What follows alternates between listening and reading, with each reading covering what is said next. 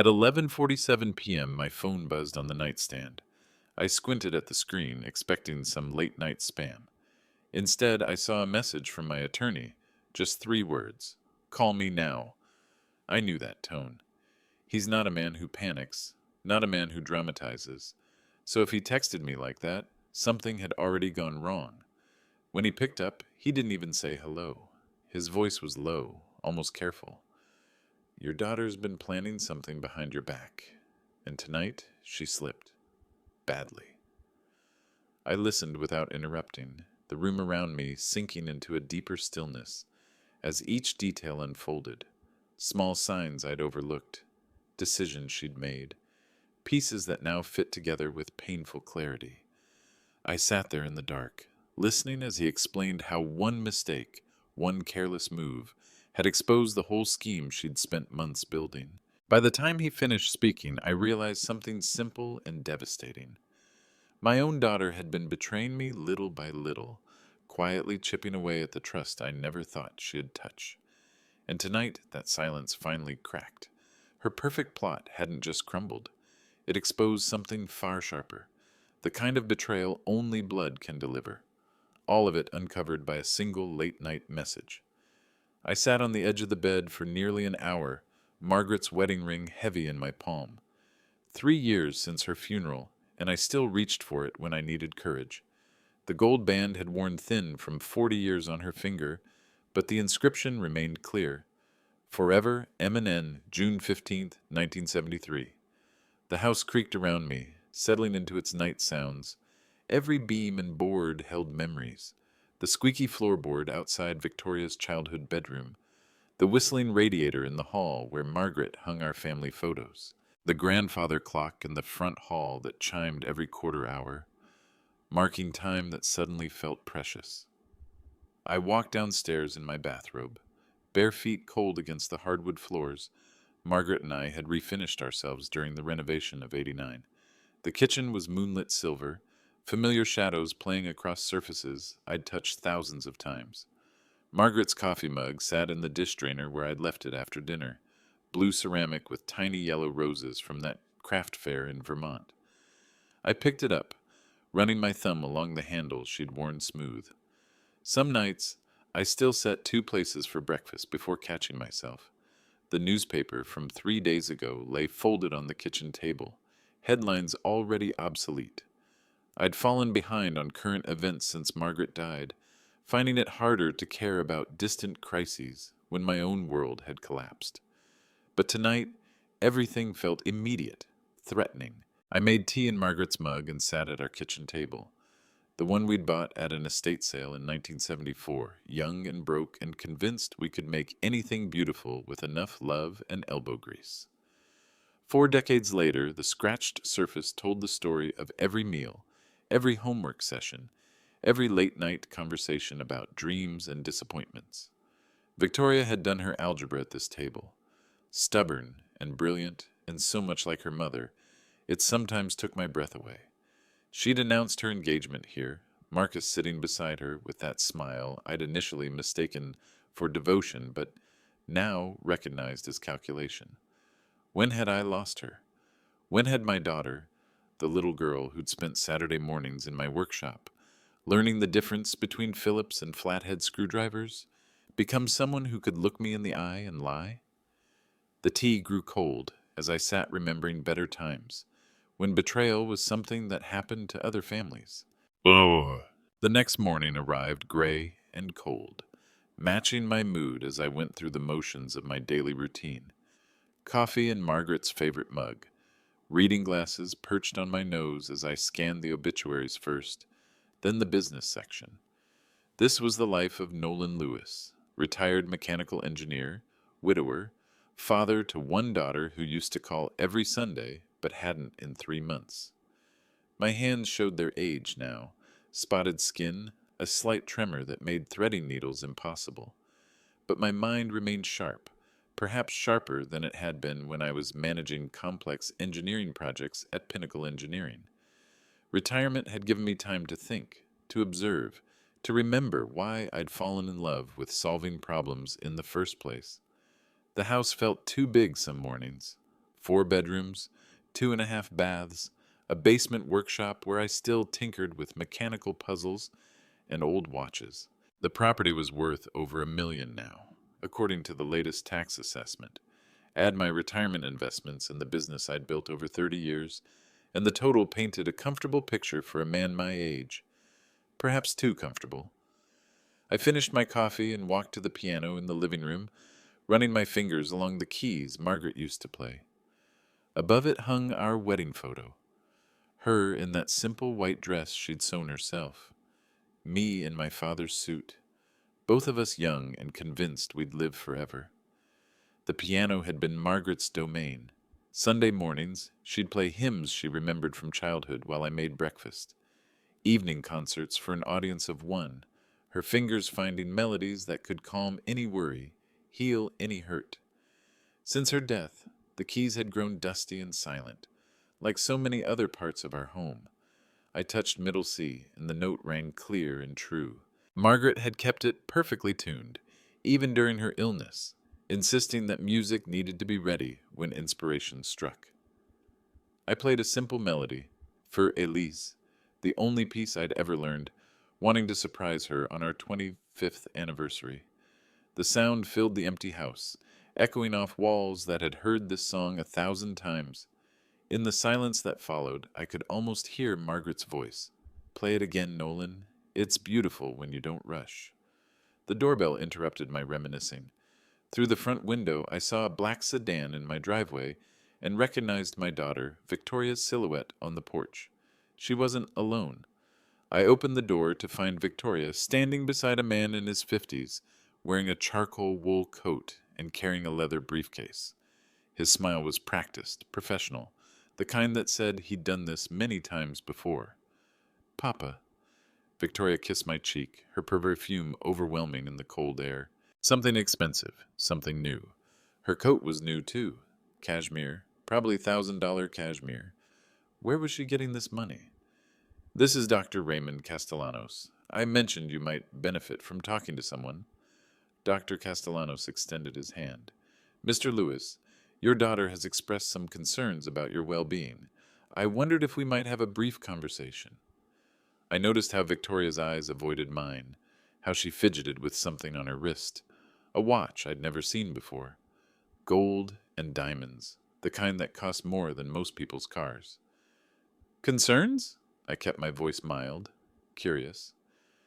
"Nothing serious," Victoria said quickly. "Just, we've noticed you seem a little forgetful lately. Missing appointments, confusion about finances. We want to make sure you're taking care of yourself." I hadn't missed any appointments. My calendar was meticulously maintained, my finances managed with the same precision I'd brought to every engineering project. But I nodded slowly, as if considering their words. "Well," I said, "I suppose a conversation couldn't hurt." As they settled into my living room, I noticed Dr. Castellanos' eyes cataloging the antiques, the artwork Margaret had collected, the family photos that documented 4 decades of happiness. His assessment was clinical, professional, and somehow predatory. Victoria perched on the edge of the sofa, like a bird ready to take flight. Her nervousness was palpable, but I couldn't tell if it was guilt or fear of being caught. The daughter I'd raised would never have been able to lie to me convincingly. This woman, beautiful and well-dressed and somehow foreign in my own living room, was a stranger. "Mr. Lewis," Dr. Castellanos began, pulling a folder from his briefcase. "Victoria tells me you've been having some difficulties with daily tasks. Can you tell me about that?" The questions began, and I played my part carefully. A confused old man, overwhelmed by the complexities of modern life, grateful for concerned family members who wanted to help. But behind my performance, my engineer's mind was working. I observed their coordination, the way they exchanged glances, how their questions seemed rehearsed. This wasn't spontaneous concern. This was a planned operation, and I was the target. Dr. Castellanos pulled a manila folder from his briefcase as we settled in my living room. Victoria perched on the edge of the sofa, her new watch catching the morning light streaming through the windows. "Mr. Lewis, have you experienced any difficulty remembering recent events?" Dr. Castellanos clicked his pen, poised to write.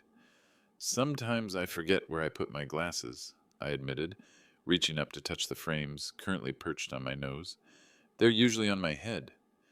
Victoria leaned forward.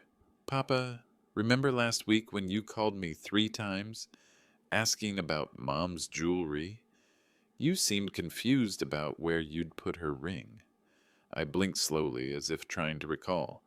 In truth, Margaret's wedding ring sat safely in my nightstand drawer, wrapped in the silk scarf she'd worn on our last anniversary dinner. I knew exactly where it was because I touched it every morning, a ritual that kept her memory close. Her ring, I repeated, letting uncertainty color my voice. Yes, that worries me. Dr. Castellanos made notes in a leather portfolio. Any issues with managing your financial affairs? Difficulty understanding bills, making payments? The bank statements are confusing these days. I gestured vaguely at the stack of mail on my coffee table, bills I'd already sorted, filed, and paid with the methodical precision of 4 decades in engineering. So many numbers. Margaret always handled the checkbook. This was true 40 years ago when we were newlyweds living paycheck to paycheck. For the past 2 decades, I'd managed every detail of our finances myself, including the investment portfolio that had grown steadily through careful planning and conservative choices. Have you considered giving someone power of attorney? Dr. Castellanos asked, his pen hovering over his notes. A trusted family member who could help with complex decisions? Dr. Castellanos has experience with these situations, Victoria added quickly. Families who want to protect their elderly relatives. The word elderly stung, though I didn't let it show. At 68, I felt more capable than I had in years. My blood pressure was controlled, my cholesterol excellent, my mind clear as spring water. My last physical had been exemplary. Dr. Rodriguez had commented on my cognitive sharpness, my physical condition, my obvious engagement with life. I suppose, I said slowly, allowing a tremor to enter my voice, it might be wise to have help. Dr. Castellanos smiled with practiced warmth. We'll schedule a more comprehensive evaluation, just to establish a baseline for your cognitive function. When? Victoria asked, and I caught something urgent in her tone. This week, if possible. These situations can change rapidly. They spent another 20 minutes in my living room, Victoria making small talk about neighbors and weather, while Dr. Castellanos observed me with clinical detachment.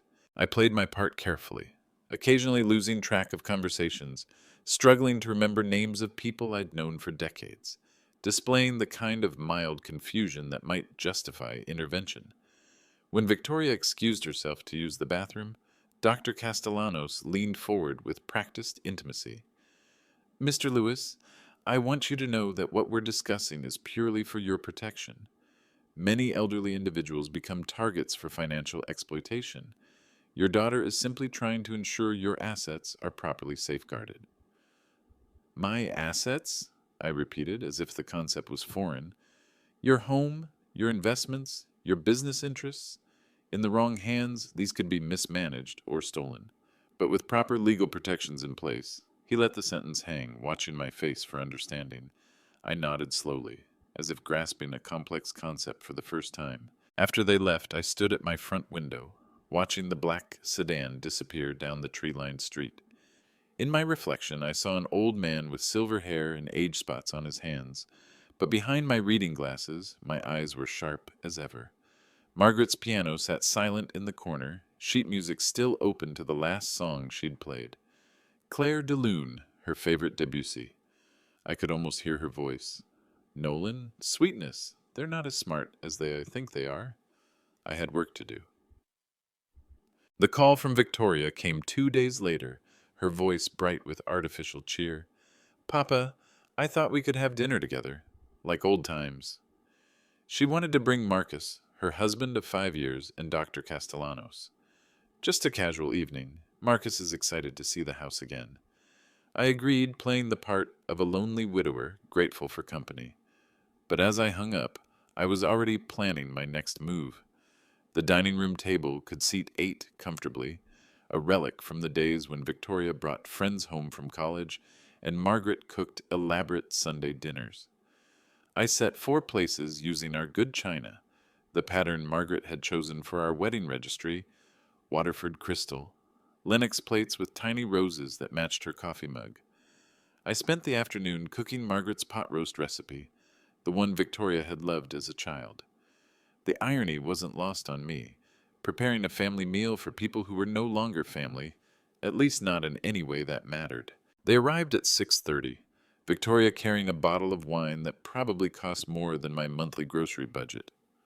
Marcus Hamilton looked every inch the successful financial advisor, perfectly pressed suit, expensive watch, handshake that lingered just long enough to assert dominance.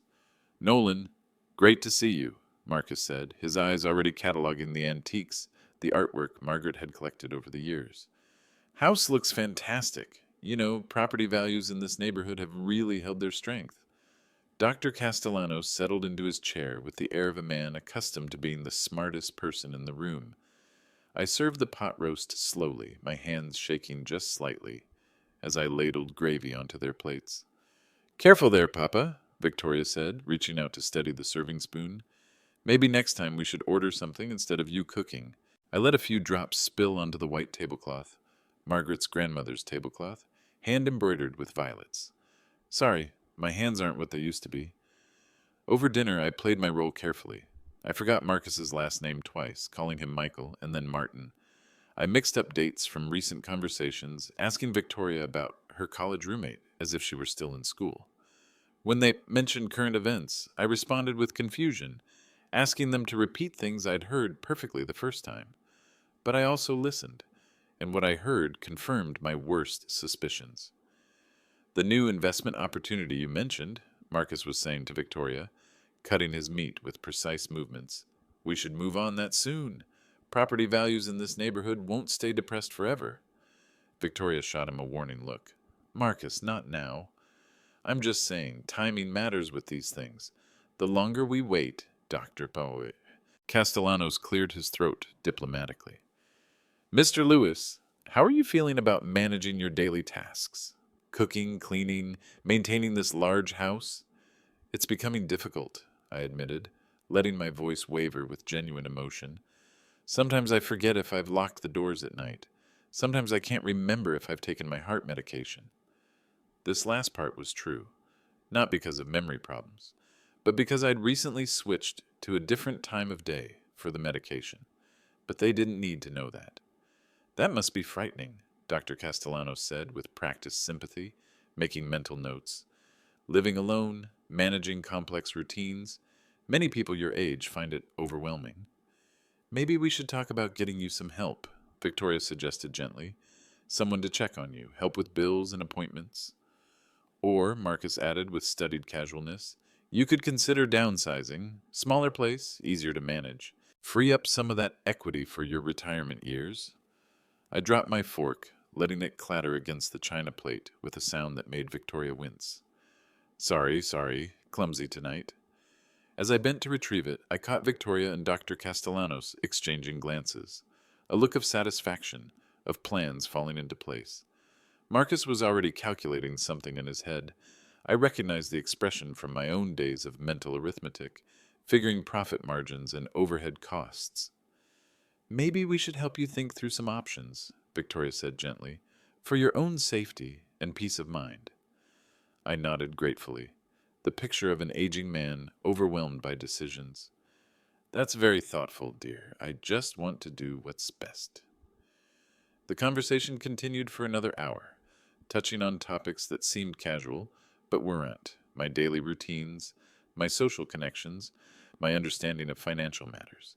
They were building a case, documenting evidence of incapacity. But under the table, my hands were steady. My mind was cataloging every word, every glance, every tabby-tell. Dr. Castellanos excused himself to use the bathroom, and in his absence, Victoria and Marcus spoke in low, urgent tones. I couldn't catch all the words, but I heard enough. Timeline, petition, before he can liquidate. When Dr. Castellanos returned, he carried himself with the satisfied air of a man who'd accomplished his mission. On his way out, he left his business card on my coffee table. I picked it up after they'd gone, noting the embossed logo and the address of his private practice. On the back, in his handwriting, evaluation scheduled, move quickly. The pieces were falling into place, just not the way they expected. I couldn't sleep that night. Not because of worry, I'd moved past worry into planning, but because of anger. Not the hot rage that makes old men do foolish things, but the cold fury of someone who'd built a life through honest work and careful choices, only to see it threatened by people who should have been protecting it. I sat in my workshop until dawn, surrounded by the tools and projects that had filled my retirement years. Antique clocks, in various stages of repair, mechanical puzzles that challenged my problem-solving skills, the workbench where I'd taught Victoria to use a screwdriver back when she was 8 and curious about how things worked. On my desk sat a framed photo from her college graduation.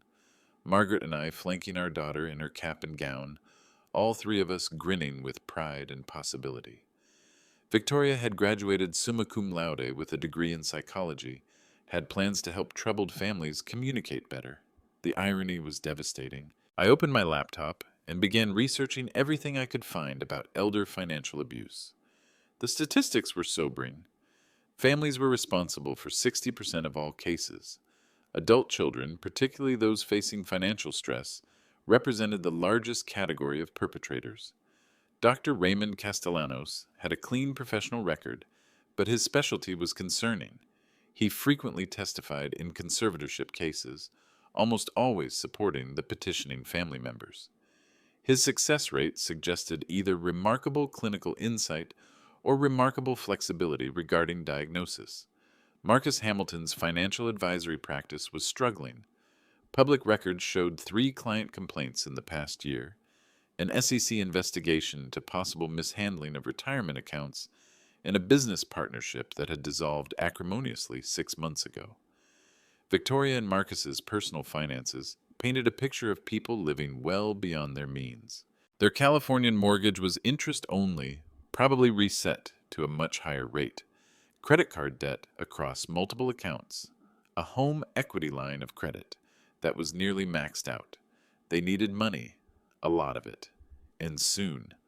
My assets were substantial enough to solve their problems completely. The house was worth approximately $1.2 million according to recent assessments. My retirement accounts had grown steadily over 2 decades of careful investing. Pinnacle Engineering, the company I'd built and sold 5 years ago, still generated substantial income through consulting contracts and patents I retained. But everything was structured properly. Wills, trusts, and beneficiary designations all reflected Margaret's and my careful planning. If I died tomorrow, Victoria would inherit eventually, but not immediately, and not in a way that would solve her current financial crisis. Unless I was declared incompetent, unless someone was granted conservatorship over my affairs. The phone rang at 7:30 a.m., startling me from my research. "Papa, did I wake you?" Victoria's voice carried false concern. She never called this early unless something was urgent. "No, dear. I've been up for a while. Hard to sleep these days. I've been thinking about our conversation last night, about getting you some help." "That's thoughtful of you." Dr. Castellanos called. He'd like to schedule that evaluation we discussed. Just some simple tests to make sure you're doing okay. "When?" "This morning, if possible. He had a cancellation, and he thought it might be good to move quickly." Move quickly, before I could change my mind, before I could consult with anyone who might see through their plan. "All right," I said slowly, "if you think it's necessary. I'll pick you up at 10. Dr. Castellanos has a very nice office downtown."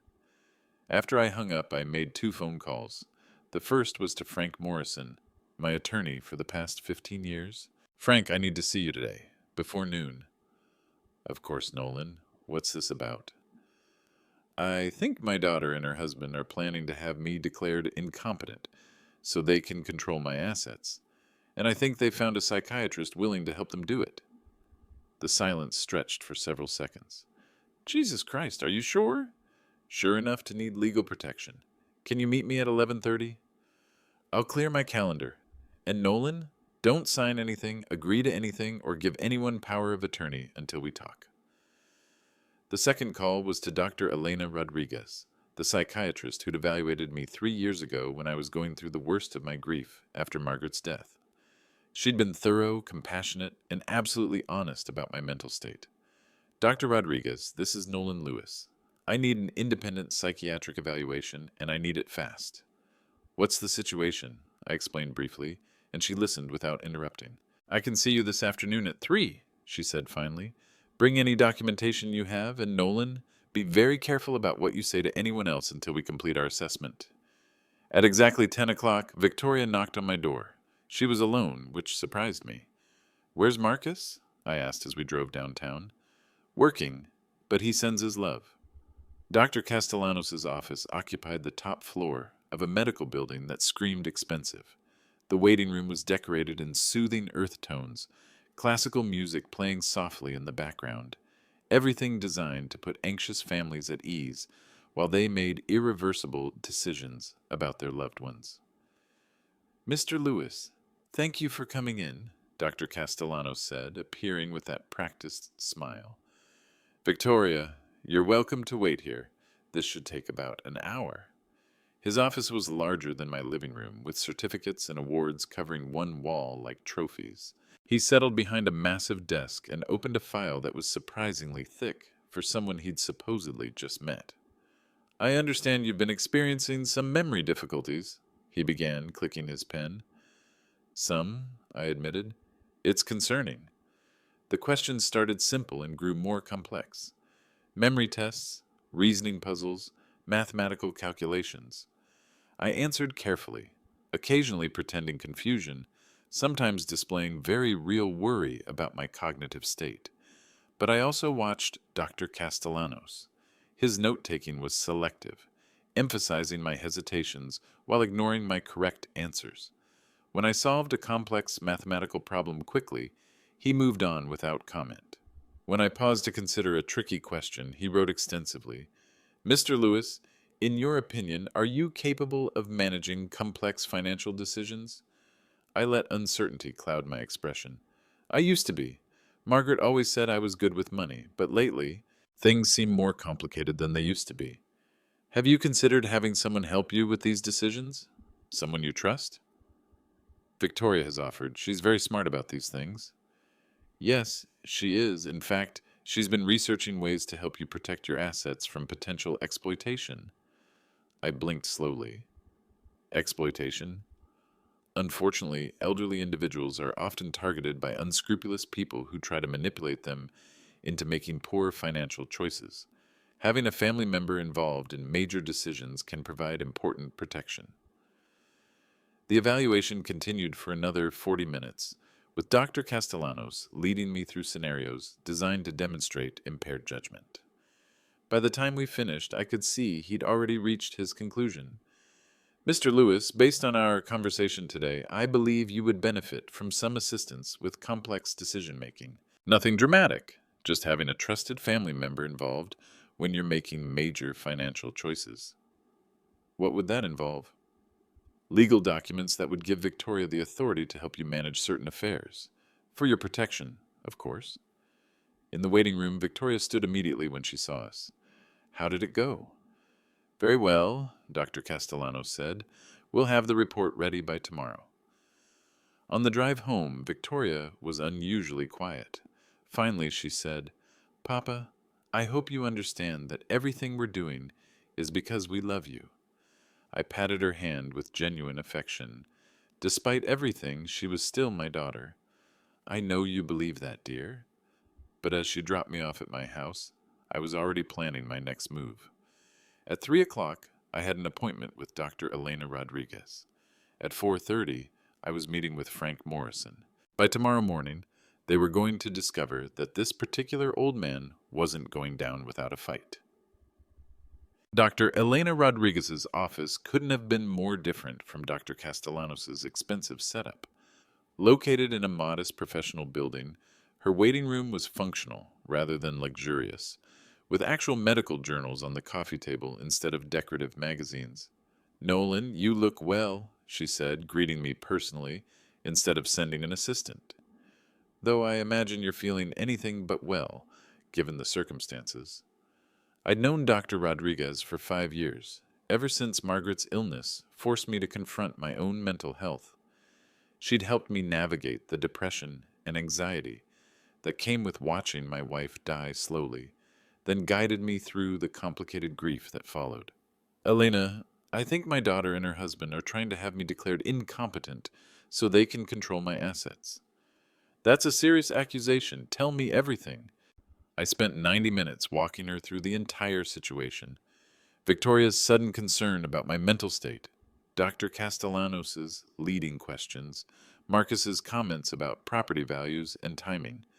I showed her the business card with the handwritten note, described the coordination between the three of them. Dr. Rodriguez listened without judgment, occasionally asking clarifying questions, taking notes in a composition notebook rather than an official file. Let's start with a basic evaluation, she said finally.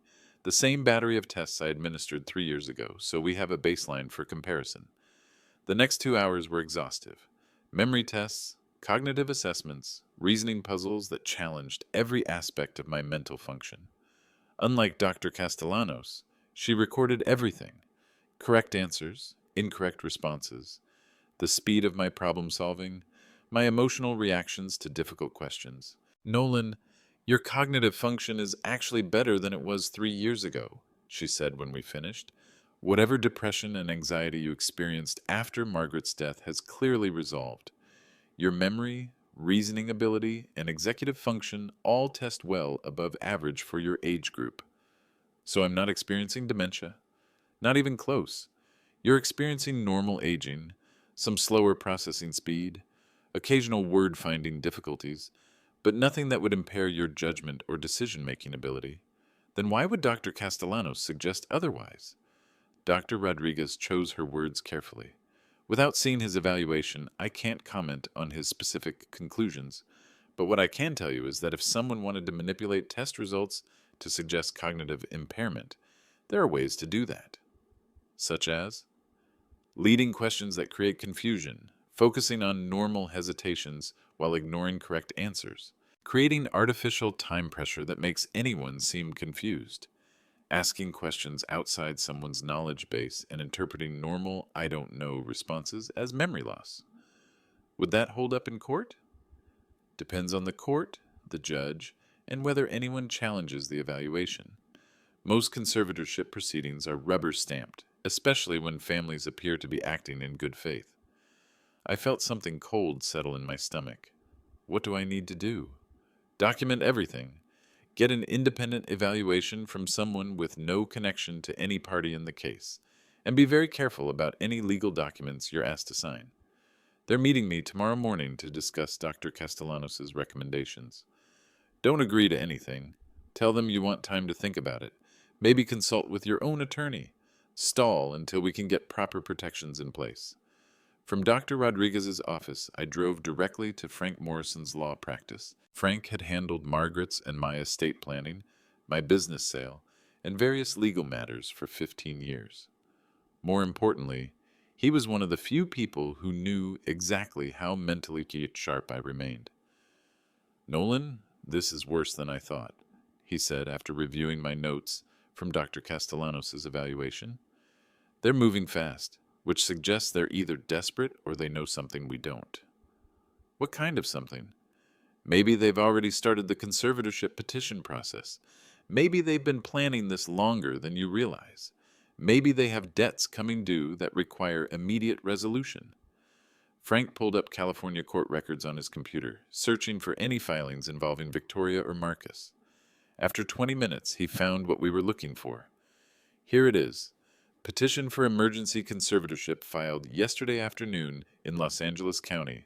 They're claiming you're experiencing rapid cognitive decline and are in immediate danger of financial exploitation. By whom? They're not specific, just vague allegations about unscrupulous individuals who might take advantage of his confusion and vulnerability. What's the timeline? Emergency hearing scheduled for Monday morning. That gives them the weekend to convince you to agree to voluntary conservatorship. Much cleaner if you consent, rather than having it imposed by court order. I felt anger building again, the cold fury of someone who'd played by the rules for 68 years only to be cheated by people who should have been protecting me. What do we do? File our own emergency motion requesting an independent psychiatric evaluation, challenge their allegations with documentation of your actual mental state, and hope we can get a judge who takes elder abuse seriously. Elder abuse? That's what this is, Nolan. Financial exploitation by family members. It's a growing problem, and some judges are starting to take a harder line. Frank spent the next hour drafting our response. Emergency motion for independent evaluation. Request for protective orders preventing any asset transfers. Demand for full disclosure of Victoria and Marcus's financial situation to establish motive. I'll file everything first thing Monday morning, he said. But Nolan, you need to be very careful this weekend. Don't sign anything, don't agree to anything, and don't give them any reason to claim you're incompetent or unstable. What if they try to have me committed involuntarily? That's harder to do, but not impossible. If they claim you're a danger to yourself or others. Frank let the sentence hang between us. We both knew that desperate people sometimes took desperate measures.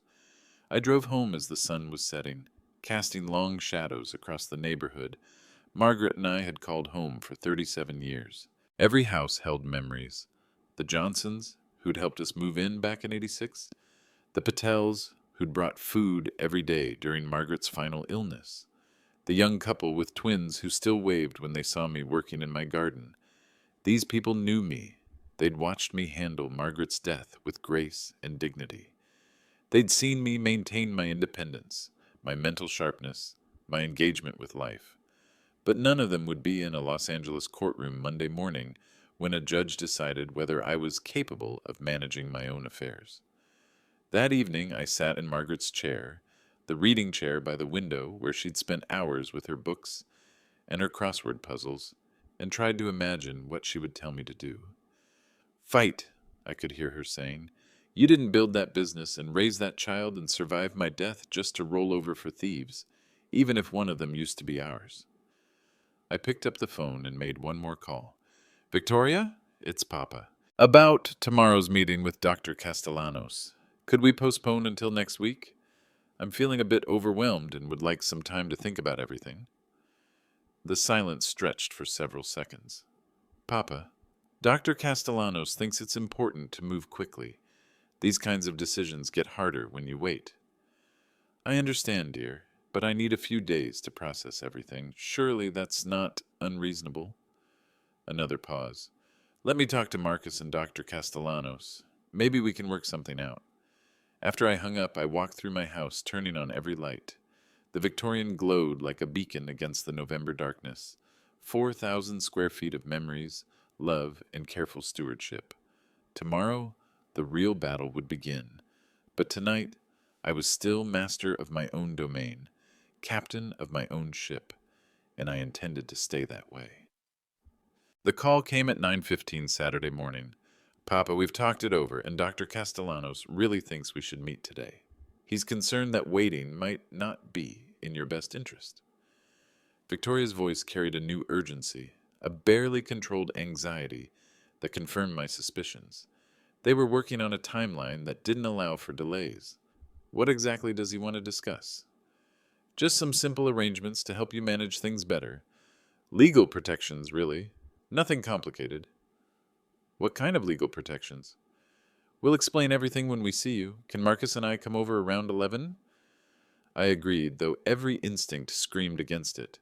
But I needed to know what they were planning, needed to hear their actual proposal, so Frank could respond appropriately. At exactly 11 o'clock, Victoria knocked on my front door. She was alone again. Where's Marcus? He'll be along shortly. I had to stop at Dr. Castellanos' office to pick up some paperwork. We settled in my living room, the same space where we'd had countless father-daughter conversations over the years. Victoria perched on the edge of Margaret's reading chair, nervous energy radiating from every gesture.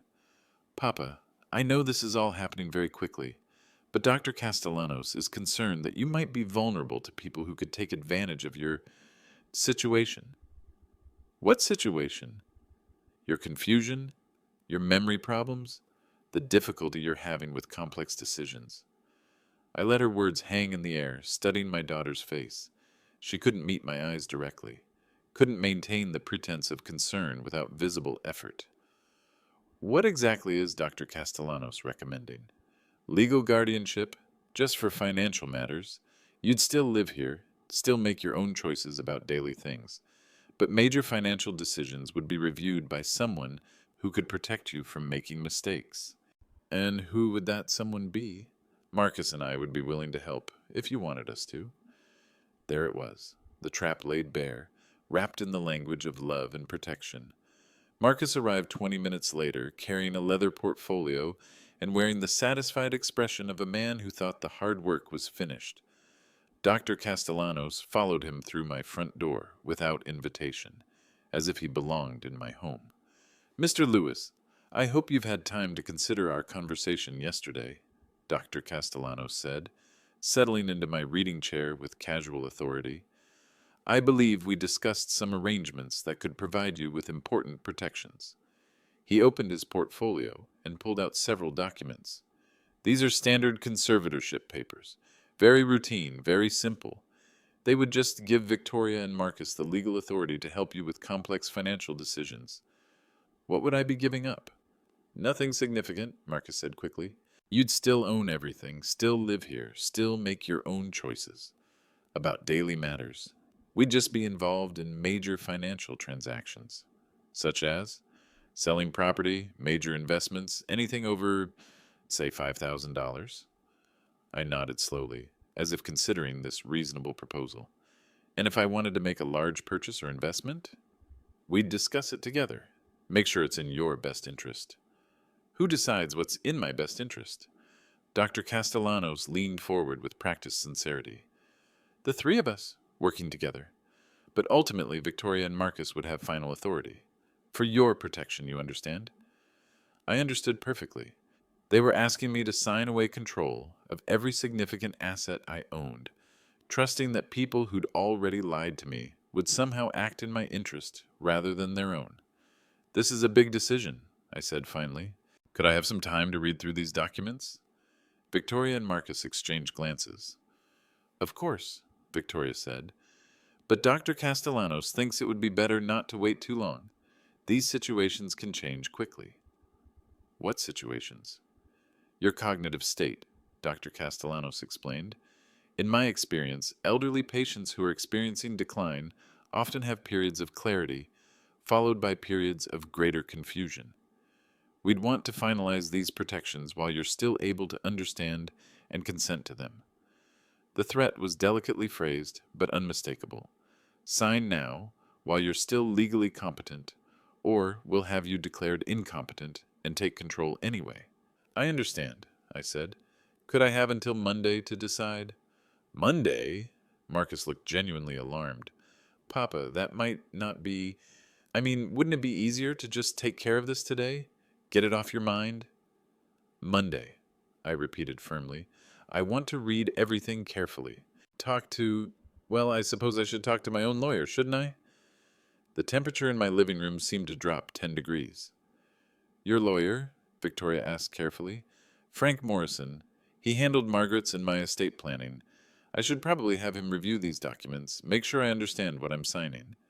Dr. Castellanos closed his portfolio with barely concealed frustration.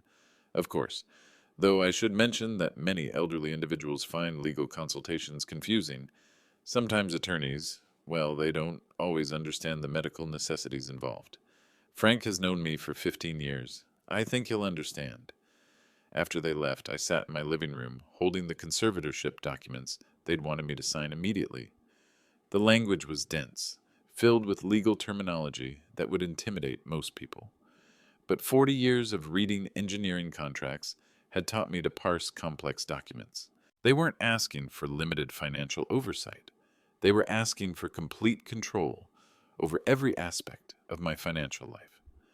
The right to sell my house, liquidate my investments, dissolve my business interests, all for my protection and benefit.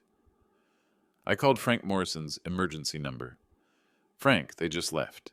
They wanted me to sign comprehensive conservatorship papers today. When I asked for time to review them with you, they got visibly upset. Bring the documents to my office first thing Monday morning. And Nolan, document everything that happened today. Write down exactly what they said, how they acted, any pressure they applied. Are we going to be ready for their court hearing? We'll be ready. And they're about to discover that stealing from an engineer requires a lot more planning than they've done. I spent the rest of Saturday afternoon in my workshop, surrounded by the tools and projects that had filled my retirement years. As I worked on a complicated mechanical puzzle, a 19th century challenge that required patience, precision, and the ability to think several moves ahead, I realized that's exactly what this situation demanded. Victoria and Marcus were playing checkers, assuming their opponent was a confused old man who'd make predictable moves. But I'd been playing chess for 68 years, and they were about to discover they'd seriously underestimated their competition.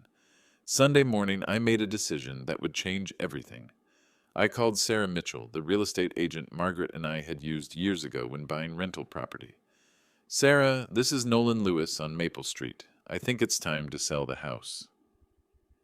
I need this conversation to be overheard, I explained to Sarah Mitchell when she arrived Monday afternoon. Not by you. You're here legitimately, but I'm expecting some uninvited listeners, and I want them to hear exactly what we discuss. Sarah had been in real estate for 20 years, long enough to recognize family drama when she saw it. Whatever you need, Mr. Lewis. Though I have to ask, are you sure about selling? This house is a beautiful example of Victorian architecture. It's getting too big for me to manage, I said, speaking just loudly enough to carry to the kitchen, where I was certain Victoria was listening through the window she'd unlocked during her last visit. I'm thinking of moving to one of those senior living communities, something smaller with services. Of course. What's your time frame? I'd like to move quickly. Maybe liquidate some investments too, simplify my finances while I'm still able to handle these decisions myself. We spent an hour discussing market values, comparable sales, and the logistics of preparing a house for sale. Sarah was thorough and professional, taking photos and measurements while I provided the performance of my life as an elderly man, overwhelmed by the complexity of modern real estate transactions. I'll have a complete market analysis for you Wednesday, Sarah said as she prepared to leave. Given the neighborhood and the condition of the house, I think you'll be very pleased with the potential value. After Sarah left, I waited. The call came 90 minutes later. Papa? It's Victoria. I just wanted to check how you're doing. Oh, fine, dear. Busy day today. Meeting with the real estate lady. A pause that lasted several heartbeats. Real estate? Are you thinking of moving? This house is too much for me now. I've decided to sell it and move somewhere with help available. Maybe one of those retirement places. Papa, that's a very big decision. Maybe you should think about it more carefully. Talk to family first. I've thought about it plenty. My mind's made up. I'm meeting with my financial advisor tomorrow to discuss liquidating some investments too. Another pause, longer this time. Can we come see you tonight? Marcus and I are very worried about you making such major decisions alone. If you'd like, dear, though I'm not sure what there is to discuss. The hook was set. Now I had to be patient while they took the bait. They arrived at 7 o'clock with Dr. Castellanos in tow, their urgency barely contained behind masks of family concern. Victoria carried flowers, daisies from the grocery store, the kind of automatic gesture that substituted for genuine affection. Papa, Victoria began, settling into Margaret's chair with practiced familiarity, we're very concerned about this decision to sell. It seems sudden. I shrugged, affecting the mild confusion they expected. I can't maintain this place anymore. Better to sell while I can still make my own choices. But where would you live? Marcus asked, his tone carefully measured. Senior living facility. They have nice places now, with medical staff on site. Planned activities. I won't have to worry about cooking or maintenance. Dr. Castellanos leaned forward with clinical interest. Mr. Lewis, major life changes can be stressful at your age.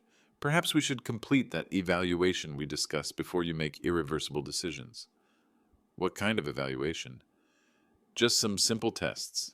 Memory, reasoning ability, judgment, to establish that you are capable of making complex financial decisions. I let confusion cross my face. Are you saying I'm not capable? Not at all, Victoria said quickly. We just want to make sure you're protected, that people don't take advantage of you during a vulnerable time. Who would take advantage of me? Marcus shifted uncomfortably in his chair. Real estate agents, financial advisors, anyone who might pressure you into decisions that aren't in your best interest.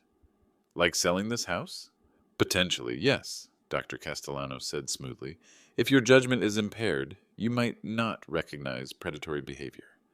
I nodded slowly, as if considering this possibility for the first time. So this evaluation would protect me? Exactly, Victoria said with obvious relief.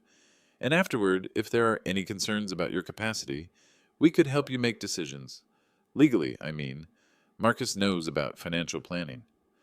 I could assist with asset management, Marcus added. Make sure your money is working for you efficiently, not sitting idle in old accounts earning minimal returns. That's generous of you both. Dr. Castellanos opened his briefcase and pulled out the same documents they'd brought on Saturday. If you'd like, we could begin the legal protection process tonight. Get the paperwork started. Now, what kind of paperwork? Conservatorship proceedings, Dr. Castellanos explained with practiced patience. Legal protection for elderly individuals who might benefit from assistance with complex decisions. I let the word hang in the air as if hearing it for the first time. Conservatorship? It's for your protection, Papa, Victoria said, so you can't be taken advantage of by strangers. And you would be my conservator, if that's what you wanted. If the court agreed, you needed that level of protection. I picked up Sarah Mitchell's business card from the coffee table, my hands shaking just enough to be noticeable. Maybe you're right. Maybe I shouldn't make these decisions alone. I'm glad you understand, Dr. Castellanos said, making notes in his ever-present file. We'll schedule the evaluation for tomorrow morning. Just some routine questions and simple tests. Yawas. After they left, I walked through my house, turning on every light, the Victorian blazing against the November darkness like a fortress under siege. In Margaret's antique mantel clock, the one she'd inherited from her grandmother, I'd hidden a small digital recording device that had captured every word of their conversation. Their coordination was perfect. Their manipulation was textbook. And now I had evidence of conspiracy to defraud an elderly person, recorded in their own voices, using their own words. Tomorrow morning, they thought they were taking me for a psychiatric evaluation that would provide legal justification for seizing control of my assets. Instead, they were about to discover that some old men bite back. The recording was crystal clear. I sat in my workshop at dawn Tuesday morning, playing back the previous night's conversation through earbuds connected to the device I'd retrieved from Margaret's clock. Their voices came through perfectly, Victoria's artificial concern, Marcus's barely concealed eagerness, Dr. Castellanos' clinical manipulation. But there was a second recording, one they didn't know about. 3 days earlier, while I'd been supposedly napping upstairs, they'd met in my living room to coordinate their strategy. I'd recorded that conversation, too. The diagnosis is flexible, given the circumstances, Dr. Castellanos was saying on the earlier recording.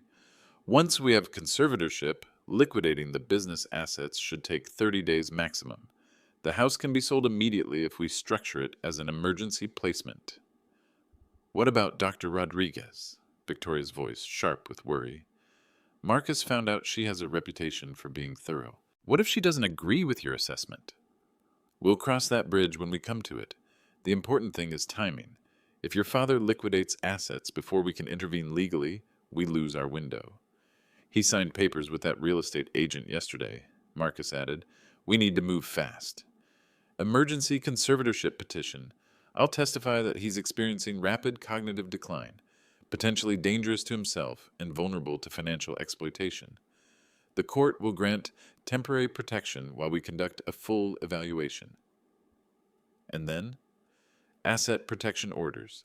Freeze everything until a permanent conservator can be appointed, which, given the medical evidence, should be straightforward.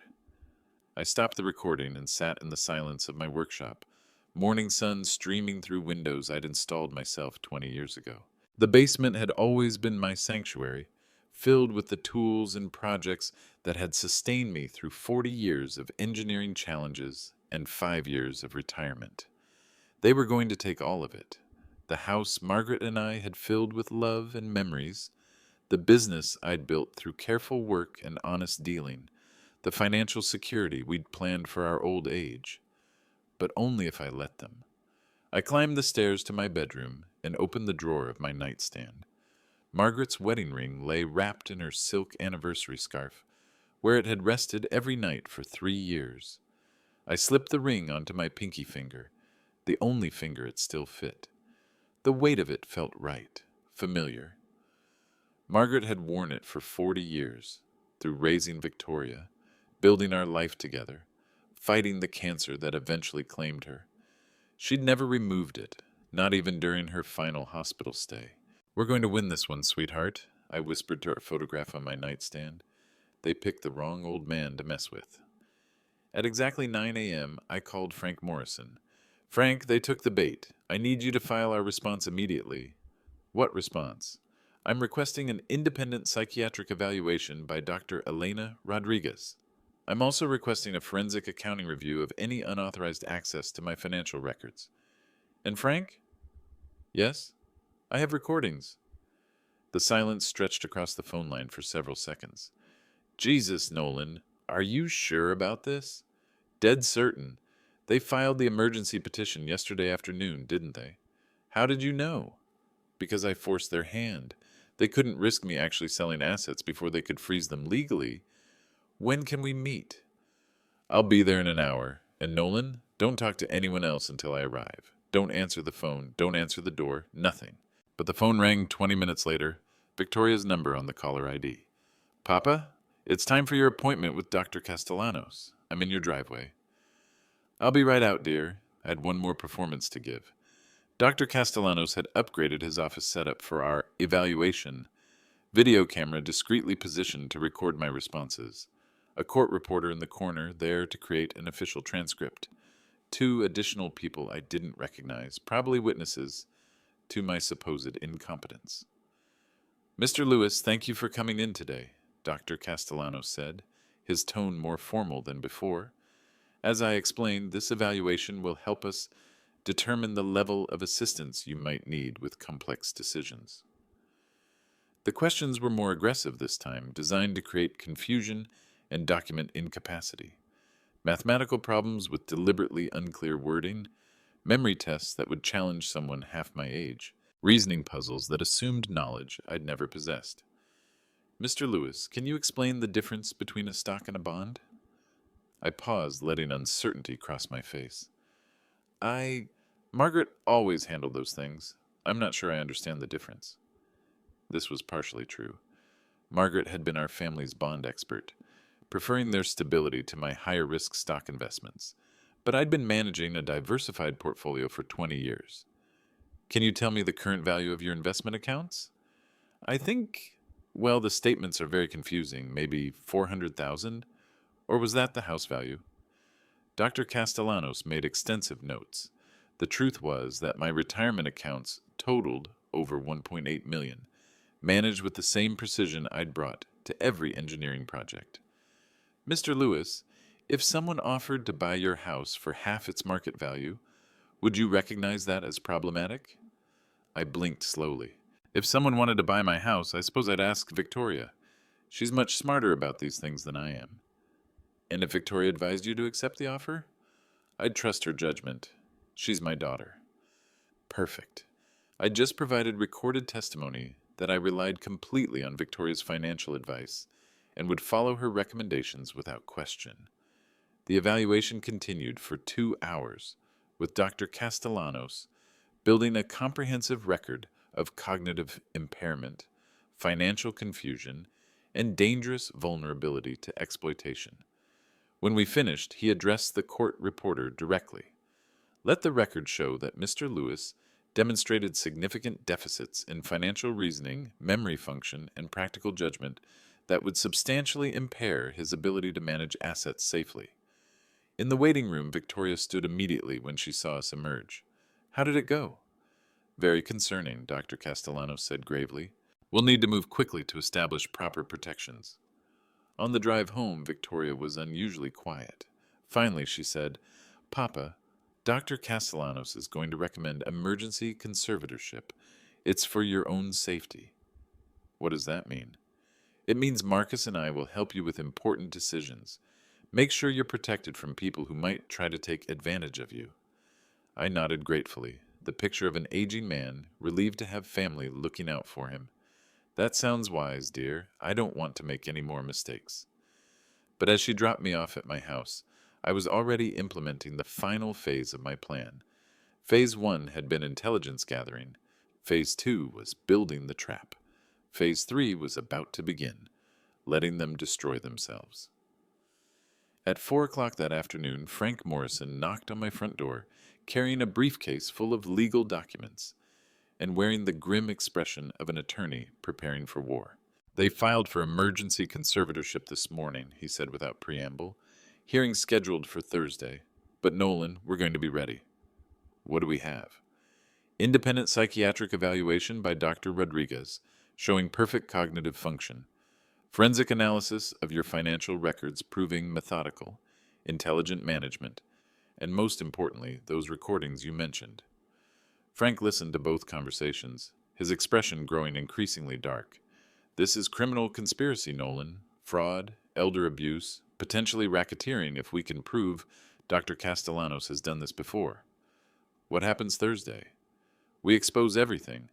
Their plan, their coordination, their manufactured evidence of incompetence. And then we watch them try to explain why they thought stealing from a retired engineer would be easy. Will the recordings be admissible? In California, you can record conversations in your own home without consent. Everything they said on your property is fair game. That evening, I sat in Margaret's reading chair and played her favorite Debussy recording, Clair de Lune, the same piece she'd been working on when she died. The music filled our Victorian house, echoing off walls that had witnessed 4 decades of love, loss, and careful stewardship. Tomorrow, the battle would begin in earnest. But tonight, I was still master of my own domain, guardian of everything Margaret and I had built together, and I intended to keep it that way. Final word count, 8,850 words.